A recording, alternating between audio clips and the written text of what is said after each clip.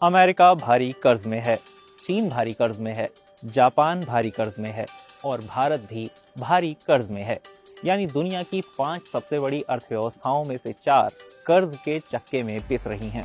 मैंने जब पिछले वीडियो में ये बात बताई तो लोग सवाल करने लगे कि अगर 30 ट्रिलियन डॉलर की जीडीपी वाले अमेरिका पर 37 ट्रिलियन डॉलर का कर्ज है तो उसे ये कर्ज दे कौन रहा है। सवाल एकदम सही था। अगर दुनिया के सबसे अमीर देश भी कर्ज में हैं तो इतना पैसा है किसके पास कि इन्हें कर्ज दे। जापान का किस्सा तो अच्छे खासे अर्थशास्त्रियों का दिमाग भी चकरा देता है। शिष्टाचार, सफाई और कायदे कानूनों में अव्वल रहने वाले जापान की जीडीपी करीब 4.25 ट्रिलियन डॉलर की है और जापान पर कर्ज है करीब 10 ट्रिलियन डॉलर का। बहरहाल सवाल यही है कि इतना कर्ज इन देशों को दिया किसने।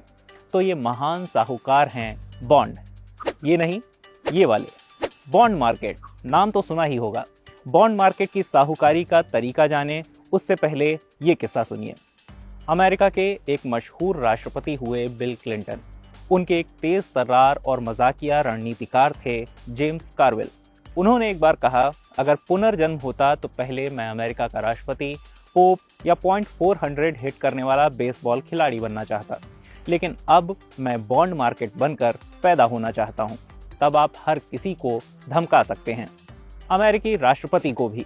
आपको याद होगा कि डोनाल्ड ट्रंप ने इसी साल अप्रैल में दुनिया के कई अहम देशों पर भारी टैरिफ लगा दिए और फिर कुछ दिन बाद ही नए टैरिफों को 90 दिन के लिए होल्ड पर डाल दिया। जब उनसे पूछा गया कि ऐसा क्यों किया तो बोले कि बॉन्ड मार्केट में भय फैल गया था। ट्रंप जैसे ताकतवर नेता को भी मजबूर कर देने वाला ये बॉन्ड मार्केट है क्या भला, आइए समझते हैं। तो हमने आपको बताया कि अमेरिका की जीडीपी फिलहाल 30 ट्रिलियन डॉलर के आसपास है, चीन की 20 ट्रिलियन से थोड़ी कम और भारत की करीब 4.25 ट्रिलियन डॉलर। लेकिन बॉन्ड मार्केट की वैल्यू जानते हैं कितनी है? फिलहाल 140 ट्रिलियन से भी ज्यादा। ये है इसकी इंपॉर्टेंस। बॉन्ड को सीधी भाषा में कहूं तो यह है उधारी, और आप में से जो लोग थोड़ा बहुत ट्रेडिंग और इन्वेस्ट करते हैं वो इसको जानते ज़रूर हैं, भले ही पहचानते ना हो। आपकी इन्वेस्टमेंट ऐप में इक्विटी के अलावा जो डेट में इन्वेस्ट का ऑप्शन आता है, वही जिसमें आपको कम रिटर्न मिल रहा होता है लेकिन पैसा ज़्यादा सेफ रहता है, उसमें पैसा डालने पर आपका पैसा बॉन्ड में ही लग रहा होता है। बॉन्ड का सीधा सा मतलब है IOU, यानी मैं आपका कर्जदार हूँ। तो केंद्र सरकारें, राज्य सरकारें अपने खर्च चलाने के लिए बॉन्ड जारी करती हैं और वो बॉन्ड खरीदते हैं बैंक, इंस्टीट्यूशन और आपके जैसे इन्वेस्टर। इससे सरकारों को पैसा मिल जाता है और वो इससे सड़क, बिजली, पानी, रोजगार और स्वास्थ्य वगैरह पर खर्च कर सकती हैं। सरकारों को हजारों तरह के खर्च करने होते हैं और भारत जैसे देशों में लाखों की संख्या में मौजूद सरकारी कर्मचारियों को वेतन भी देना होता है। कमाई का एक ही मोटा जरिया होता है, टैक्स। अलग अलग तरह के टैक्स होते हैं जिनसे सरकारें कमाई करती हैं। कई बार टैक्स से होने वाली ये कमाई सरकार के जरूरी खर्चों के लिए पर्याप्त नहीं होती। ऐसे में सरकारें उधारी लेती हैं। ये उधारी लेने के लिए अमेरिका में ट्रेजरी और भारत में सरकार का केंद्रीय बैंक, रिजर्व बैंक बॉन्ड जारी करता है। भारत में राज्य सरकारें भी बॉन्ड जारी करती हैं। विदेशों में तो म्यूनिसिपैलिटी भी बॉन्ड जारी करती है। दरअसल विकसित देशों में नगर प्रशासन के पास बहुत सारी जिम्मेदारियां और बहुत सारे अधिकार होते हैं। बहुत सारे अधिकार यानी बहुत सारा काम, यानी बहुत सारा खर्च। ये खर्च चलाने के लिए वो बैंकों से लोन भी लेते हैं और बॉन्ड भी जारी करते हैं, उधारी लेते हैं और अपना खर्च चलाते हैं। इससे विकास के काम होते रहते हैं, कर्मचारियों को सैलरी मिलती रहती है, लेकिन सरकारों पर कर्ज भी बढ़ता जाता है। पिछले 20 सालों में ऐसे ही कर्ज लेकर काम चलाने की सरकारों को इतनी आदत पड़ गई कि आज अमेरिका जैसे देश साल भर में जितनी कीमत का उत्पादन करते हैं उससे ज्यादा उन पर कर्ज है।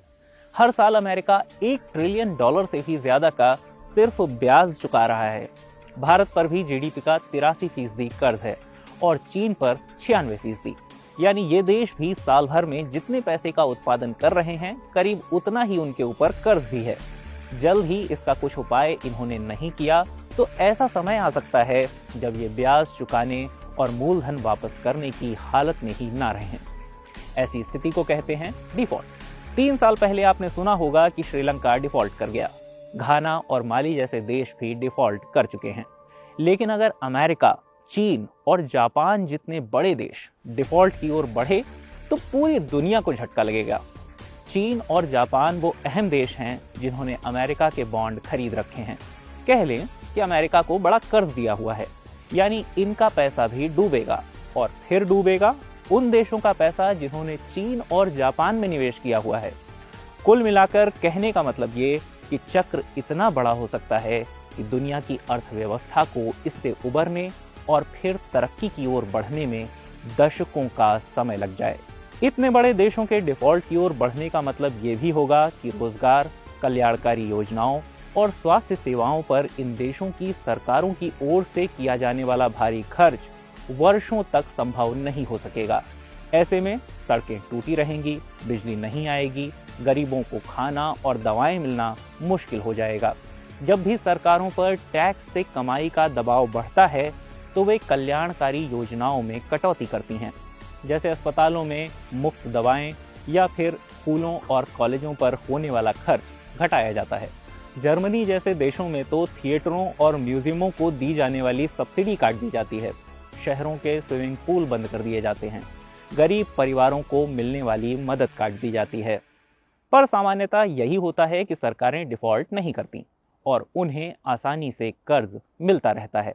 ऐसे समझिए कि आप नौकरी करते हैं तो आपकी सैलरी अचानक से नहीं बढ़ सकती, इसलिए आपको कर्ज देने में ज़्यादा रिस्क रहता है। लेकिन सरकार को कर्ज देना इतना रिस्की नहीं होता, क्योंकि सरकार जब चाहे टैक्स को थोड़ा बढ़ाकर अपनी कमाई को बढ़ा सकती है। उसके पास ज़मीन और बहुत सारे दूसरे असेट भी होते हैं जिनको बेचकर वो जब चाहे थोड़ा पैसा निकाल सकती है और कर्ज चुका सकती है। इसलिए सरकारों को आसानी से कर्ज मिलता रहता है। दुनिया में अलग अलग तरह की सरकारें, कंपनियां और स्थानीय प्रशासन अलग अलग तरह के बॉन्ड जारी करते हैं, यानी अलग अलग समय सीमा के लिए कर्ज लेते हैं। भारत में ट्रेजरी बिल्स यानी टी बिल्स तो 1 साल से भी कम समय के होते हैं, मतलब 14 दिन, 3 महीने, 6 महीने या 1 साल के लिए सरकार कर्ज लेती है और समय सीमा पूरी होते ही ऊपर से कुछ पैसा जोड़कर कर्ज देने वालों को भुगतान कर देती है।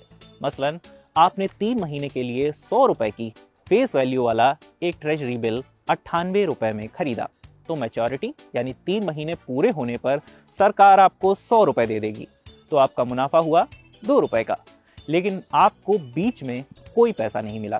वहीं अगर आपने सरकार के लिए रिजर्व बैंक ऑफ इंडिया की ओर से जारी किया गया बॉन्ड, जिसे गवर्नमेंट सिक्योरिटी यानी जीसेक कहते हैं, खरीदा है, तो आपको हर 6 महीने पर कूपन पेमेंट भी मिलती है, यानी हर 6 महीने पर ब्याज का भुगतान किया जाता है। जीसेक 5 साल से लेकर 40 साल तक के होते हैं। तो जब इन बॉन्ड्स की मैच्योरिटी हो जाती है तब सरकार आपको बॉन्ड की पूरी रकम यानी मूलधन भी वापस दे देती है और मैच्योरिटी होने तक आपको सूद का पैसा मिलता रहता है। इसी तरह भारत में राज्य सरकारें भी अपने खर्चों के लिए बॉन्ड्स जारी करती हैं। इन्हें SDL कहते हैं। ये सब कुछ इतना मुश्किल नहीं होता अगर इन बॉन्ड्स को फिर से सेकेंडरी मार्केट में ना बेचा जाता। दरअसल इन बॉन्ड्स को खरीदने वाले फिर से इन्हें दूसरों को बेच सकते हैं।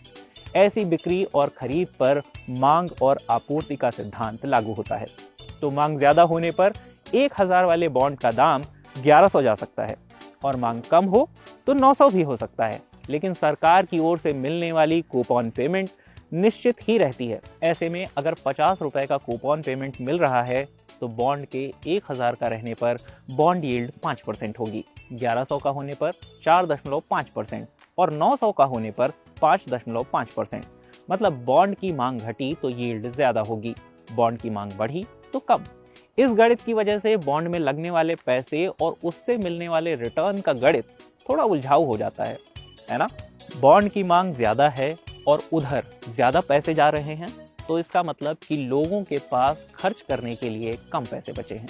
वहीं बॉन्ड की मांग कम है तो इसका मतलब कि ज्यादा पैसे स्टॉक मार्केट या खरीदारी वगैरह में जाएंगे। ये बॉन्ड मार्केट प्रत्यक्ष रूप से बैंक में रखे आपके पैसे पर ब्याज, आपके हर तरह के लोन का रेट और आपके क्रेडिट कार्ड के रेट वगैरह को प्रभावित करता है और अप्रत्यक्ष रूप से आपके जीवन के ऐसे ऐसे पहलुओं को प्रभावित करता है जिसकी आप कल्पना भी नहीं कर सकते। लेकिन ये किस्सा फिर कभी। अभी इतना ही। आप बताइए कैसा लगा आपको दुनिया के सबसे बड़े साहूकार का किस्सा। हम मिलेंगे अगले हफ्ते फिर एक नए विषय के साथ। तब तक के लिए नमस्कार।